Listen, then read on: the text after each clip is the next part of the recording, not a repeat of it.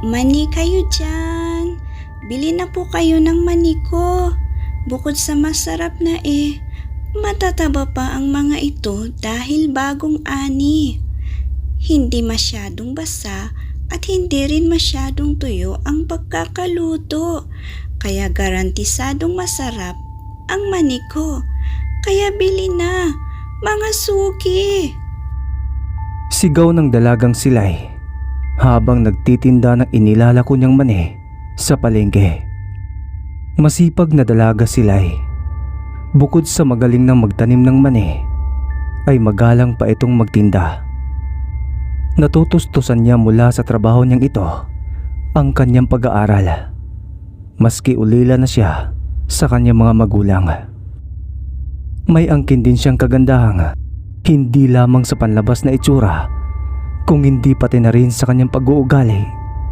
Kaya hindi maiiwasan ang maraming nagkakagusto at nanliligaw sa kanya. Ang kaso nga lang, gusto niyang matupad muna ang mga pangarap ng kanyang mga magulang sa kanya na makapagtapos ng pag-aaral sa kursong medisina. Kaya isinantabi muna ng dalaga ang kanyang buhay pag-ibig. Magkagayon man, ay hindi pa rin nawawala ng pag-asa ang mga masusugid niyang manliligaw. Nahatid sundo pa siya ng mga ito sa eskwelahan at sa kanyang pwestong tindahan ng mani sa palengke. Minsan ay sila na rin ang umuubos at pumapakyaw sa mga panindang mani nilay para hindi na ito gabihin sa pag-uwi. Isa na sa mga binatang manliligaw ng dalaga ang nagngangalang Roy. Sa lahat ng mga nanliligaw kay Lai ay ito lamang ang bukod tanging naiiba ang ugali sa lahat. Ayaw nito ang nakikisalamuha sa ibang binatang pumaporma sa dalaga. Mas gusto niyang lagi ang mag-isang naghahatid kay Lai. Kapag hindi niya gusto ang mga nangyayari ay nananapak ito ng kahit na sino.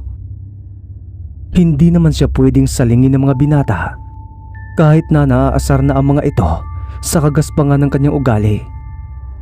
Dahil natatakot silang mangyari sa kanilang buong pamilya ang nangyari sa huling nananakit sa binata. Buong angkan kasi ng huli niyang nakasuntukan ay natatagpo ang wakwak ang tiyan at nawawala ang mga laman loob, pati na ang buong angkan nito. Kaya naging usap-usapan sa baryo ang napabalitang aswang, ang lahing pinagmulan ni Roy. Tanggapin mo na kasi ang pag-ibig ko, Lai, para hindi ka na mahirapan pang magtinda ng mga mani sa palengke. Kaya kong ibigay sa iyo ang buhay ng isang prinsesa kung gugustuhin ko. Ganyan kita kamahal. Pagmamayabang ni Roy sa dalaga.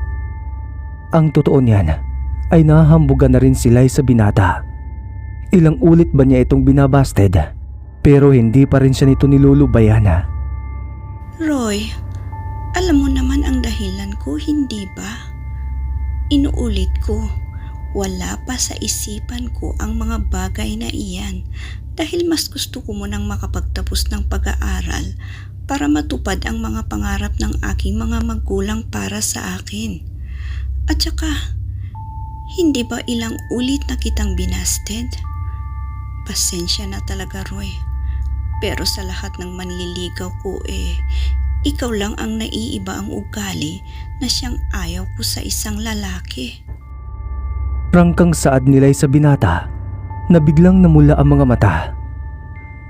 Nakaramdam naman ng takot sila'y sa mga sandaling yon. Lalo na nang maalala niya ang bulong-bulungan ng kanyang mga kababaryo patungkol sa pinagmulang angka ng binata.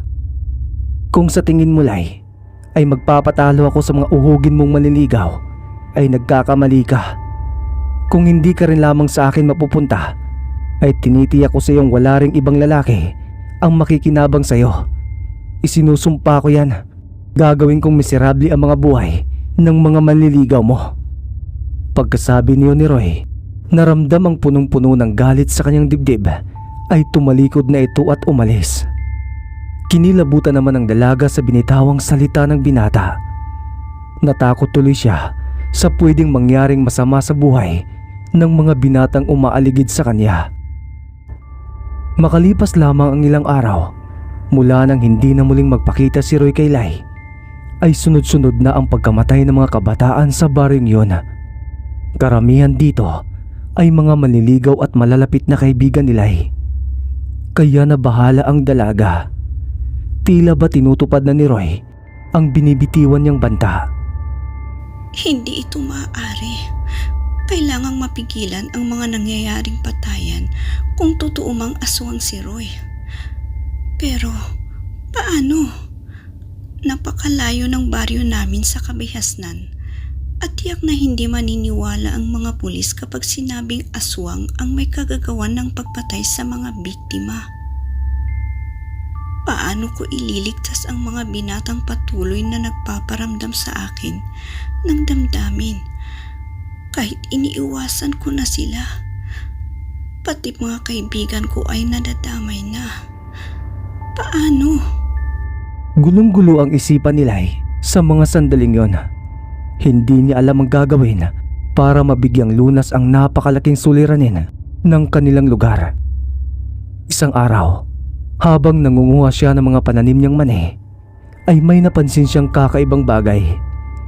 Katulad ng lagi niyang ginagawa, ay binubunot niya ang mga tumutubong pananim na mani para kunin ang mga ito mula sa ugat. Subalit aksidenteng may napasamang hugis buti ng mani na kulay ginto. Kinuha niya ayon saka maiging pinagmamasdan.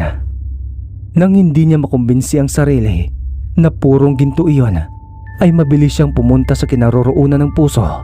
Sa kanya ito nilinisan. Pagkatapos ay kanyang kinagat. Subalit dahil sa madulas ang nasabing bagay, ay nakawala iyon sa kanyang ngipin na dumiretsong tumalsik sa kanyang lalamunan. Dahil sa pagkabigla ay nalunok niya ito. Ramdam ng dalagang napakainit na humahagod sa kanyang lalamunan patungo sa kanyang mga laman loob. Itinapat nila ang bunganga sa puso. Sa kanya ito binumbahan para makainom ng tubig. Mabuti na lamang at naibsan nito ang nararamdamang mainit na bagay na nasa loob na ng kanyang katawan.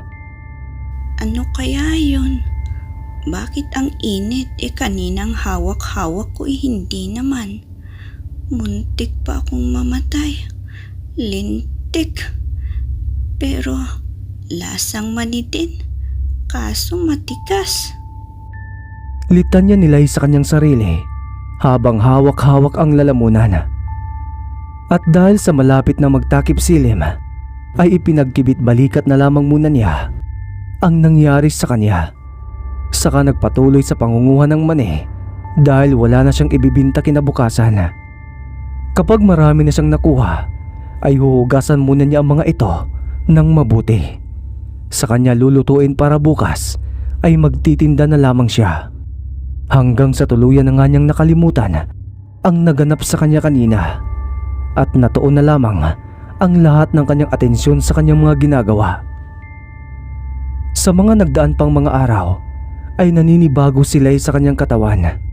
Tila kasi ang lakas-lakas niya at ang gaan ng kanyang pakiramdam. Dagdagan pa nang hindi ito nakakaramdam ng pagod. At dahil sa patuloy na patayang nagaganap na hindi pa rin malutas-lutas ng mga otoridad, ay napilitang lumayo ang mga binata kay Lai. Pinagbantaan din kasi sila ni Roy na kapag hindi sila lumayo sa dalaga, ay tiyak na sasapitin nila ang sinapit na mga nauna ng mga biktima. Tutol man ang kanilang mga kalooban, ay pinili na lamang nilang hindi lumaban dahil baka sumunod pa silang mabiktima ng pamilya ng mga aswang. Isang gabi, habang pauwi sila ng mag-isa, ay bigla siyang nakaramdam ng kakaibang presensya. Animoy may sumusunod sa kanya. Tumigil siya sa paglalakad at saka mataman na pinapakiramdaman ng paligid. Tumalas na rin kasi ang pakiramdam nila'y at pandinig, kung kaya mabilis niyang napansin ng mga yabag na papalapit na sa kanyang kinatatayuan. "Kumusta ka na, Lai? Ihahatid na kita ha. Baka kung mapaano ka pa sa daan at mabiktima ka pa ng aswang."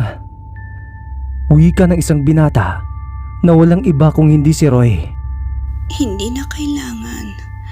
Kaya kong pangalagaan ang sarili ko, Roy. Pag-iwas naman ng dalaga saka muling nagpatuloy sa kanyang paglalakad. "Gaya ng sabi ko, Lai, walang ibang makikinabang sa'yo. Akin ka lang." Nakakaloko ang boses ni Roy na sinasabi ang katagang yon. Saka napatawa pa sa huli. Hindi naman siya pinansin ng dalaga, kaya napapailing na lamang siya habang patuloy ang paglalakad. Naiwan namang nakatayo si Roy na pinupukulan pa rin ng tingin ang pinagpapantasyahan niyang dalaga.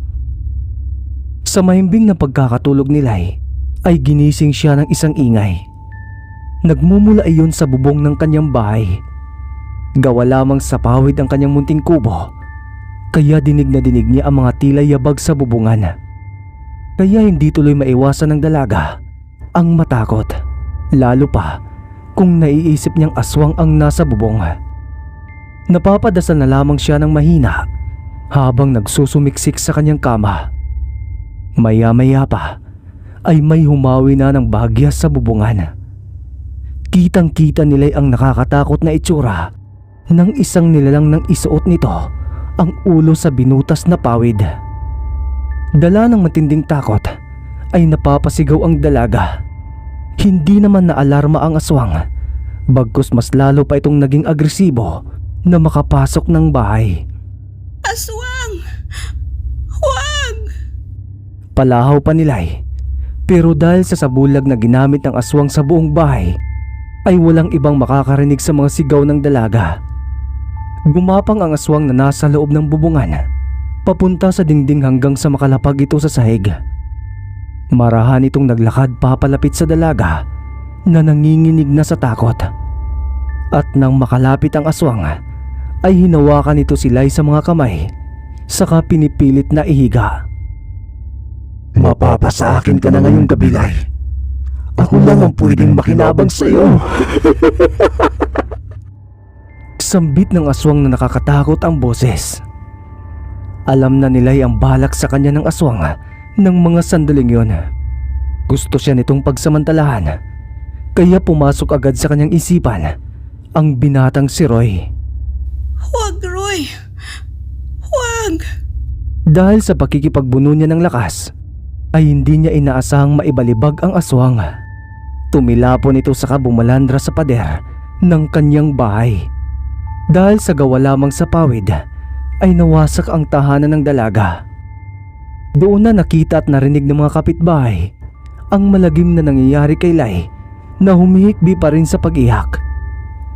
Hindi naman kaagad nakatayo ang aswang dahil sa pagkakabalandra, at nang makita iyon ng mga tao ay natataranta sila. Ang iba ay natakot at ang iba naman ay nagsikuhaan ng kani-kanilang mga armas para patayin ang nilalang, lalo na ang mga pamilyang nabiktima ng mga ito.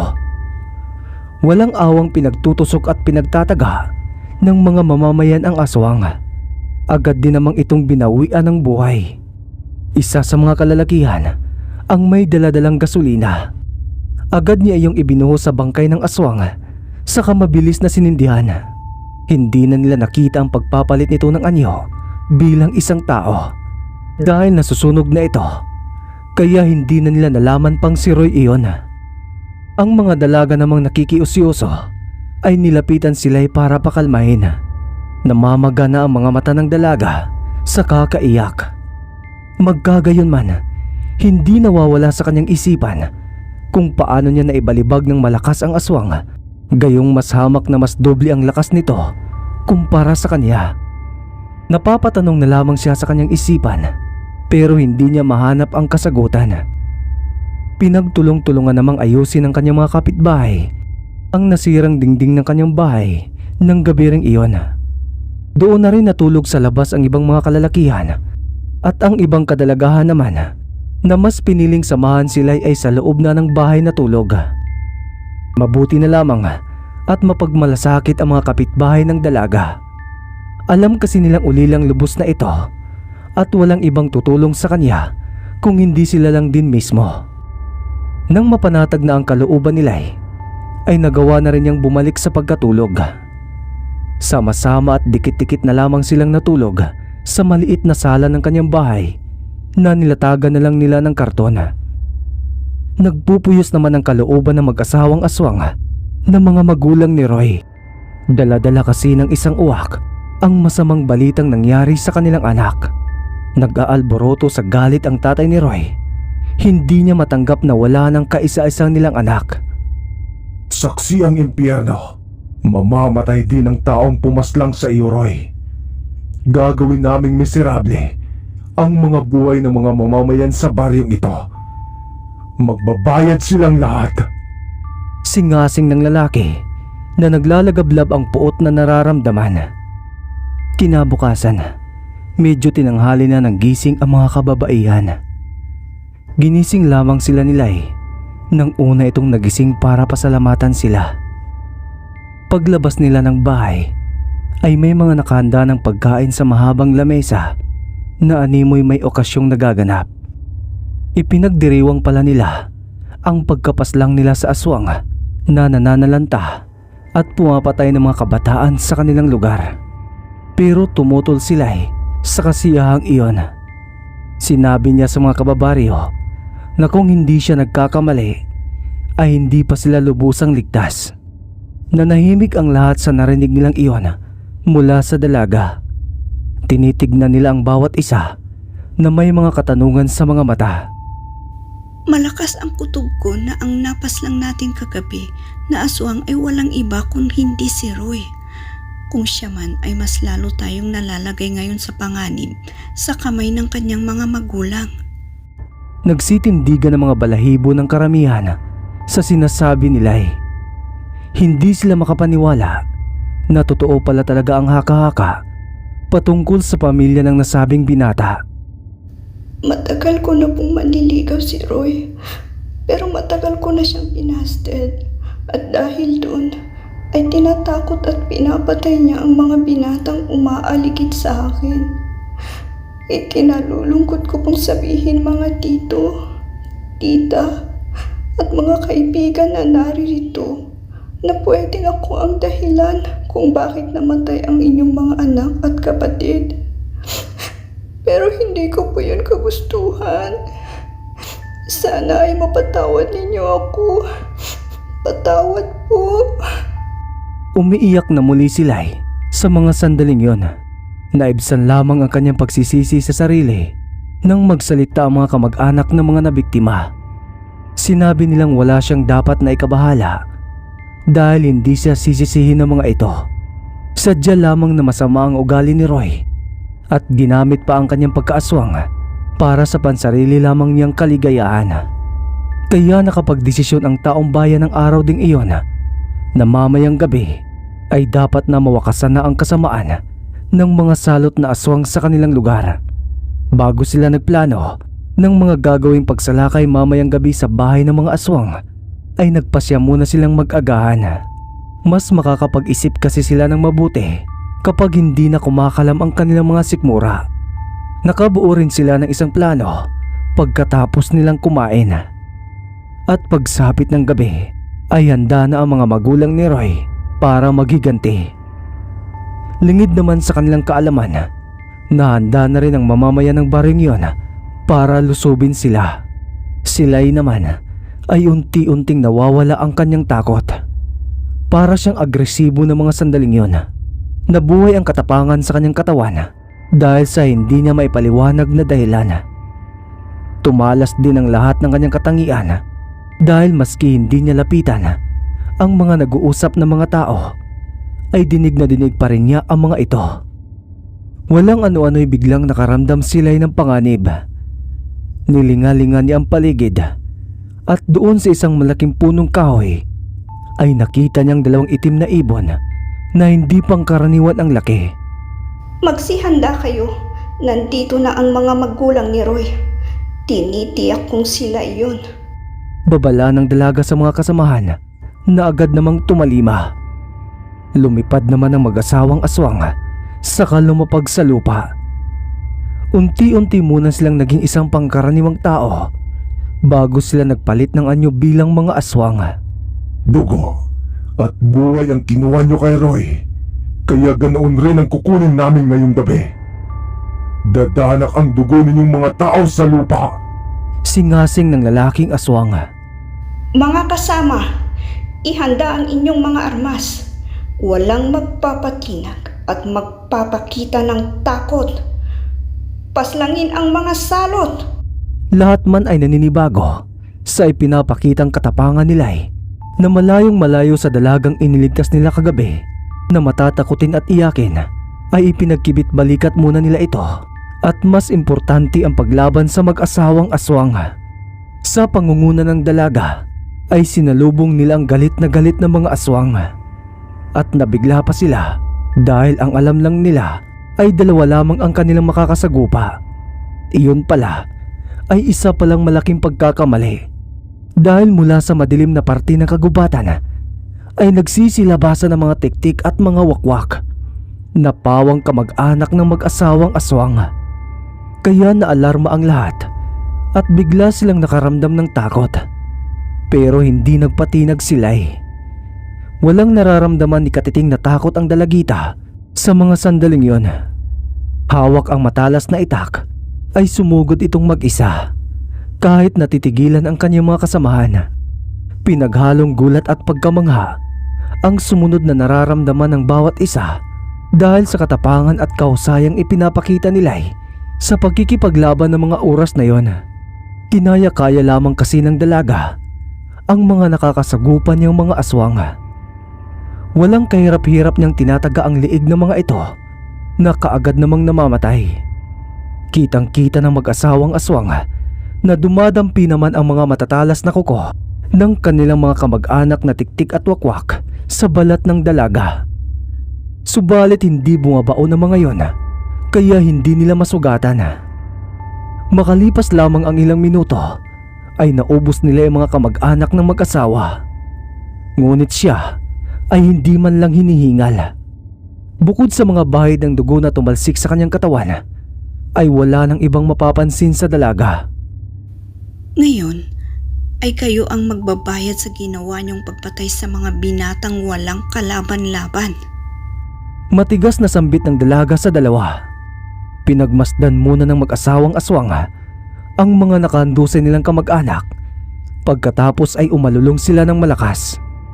Sinugod nila ng sabay sila na buo pa rin ang determinasyong lumaban na makikita sa mga mata nila. Muling hinigpitan nila ang pagkakahawak niya sa kanyang itak. Pagkatapos ay sinalubong niya ang mga pag-atake ng mag-asawa. Una niyang naputulan ng kamay ang babaeng aswang. Napaatras ito kung kaya ang lalaking aswang na lamang ang katunggali ng dalaga. Sa huli, nanalong muli sila sa ama ni Roy nang mapugutan niya ito ng ulo. Umiyak naman ang asawa ng lalaki na muling sumugod, pero gaya ng nangyari sa kanyang asawa ay kanya ring dinanas sa kamay nila. Napapailing na lamang ang mga residente sa kahusayang ipinamalas ng dalaga na kanilang nasasaksihan. Ang akala nila'y duwag na dalaga na kilalang kilala nila mula pa pagkabata ay siyang tumapos sa buhay ng isang angkan ng mga aswang. Pinagtulong-tulungan nilang sinunog ang mga bangkay ng iba't ibang uri ng mga aswang. Pagkatapos ay nagpahinga na ang mga ito. Kinabukasan ay kumalat ang kagitingang ipinamalas ng dalaga. Hindi makapaniwala ang mga hindi nakakita dahil sa alam nilang ugali nila. Pero simula ng araw na yon, kapag may nanggugulong kampo ng kadiliman sa kanilang baryo, ay ang dalagang sila ang kanilang naging takbuhan na kaagad namang nabibigyang solusyon ng dalaga. Lumipas ang mga araw na patuloy na tinutulungan ng dalaga ang kanyang mga kababaryo hanggang sa binabansagan siyang manikwin ng mga ito. Tama. Posible nga. Yung kulay gintong butil ng mani na nalunok ko siguro ang nagbigay sa akin ng lakas at tapang para sagupain ang mga aswang. Kung iyon nga ay tiyak na plano ang lahat ito ng Diyos para mailigtas ang mga tao sa panganib na dulot ng masasamang nilalang. Lord, salamat po ha. Nakangiting saad nila habang nakatingala sa langit.